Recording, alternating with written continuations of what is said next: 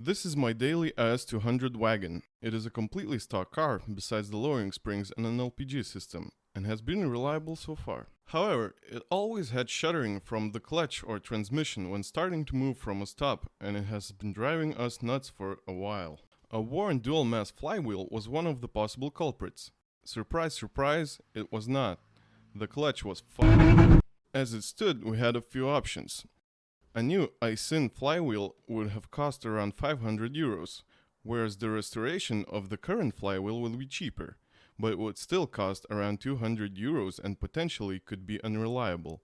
The third option was to buy an aftermarket lightweight single mass flywheel. Those can be purchased from around 300 euros. Since we never had a car with the Leiden flywheel, the possibility of extra performance was intriguing. I chose a custom-made flywheel from a manufacturer in Poland called Racing Custom Parts. The total cost was 430 euros with shipping. The weight of it is only 7.3 kilograms, compared to the OEM one, which is around 14. The best tool for pulling pilot bearings and making a sandwich. Bread. It's bread. This feels all sorts of wrong. Well, you know, if it works, it works. Bread doing its job.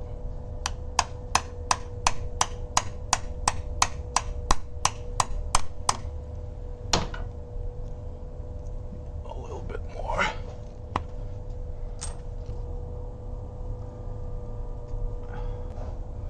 Nowhere near as messy as grease. And you can snack while you're doing it.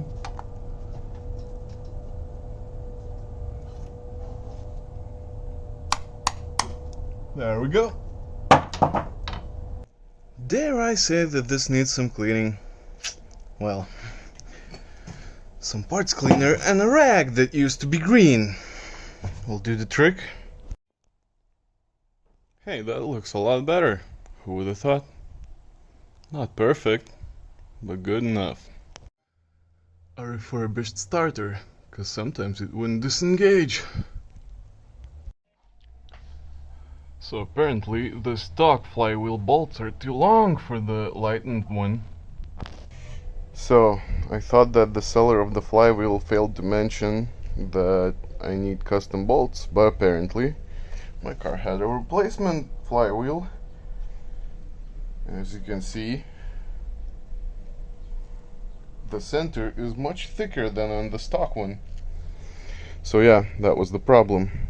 I just got stock bolts and now it bolts up fine. I still have to put the last three in. New flywheel, new clutch, new pressure plate. Ready to put in the gearbox, huh? Life hacks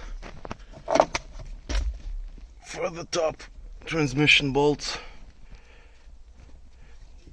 Just do it from the inside. Gearbox in, oil pan out. Had to cut the anti-roll bar links, obviously.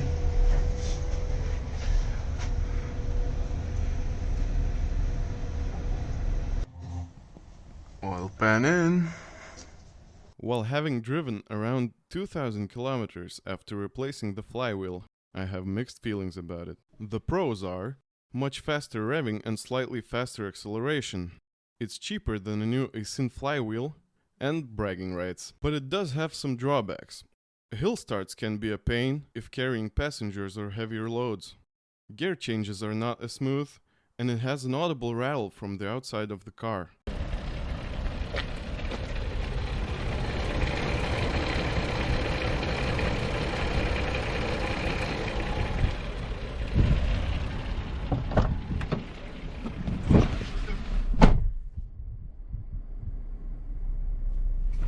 Overall, was it worth it?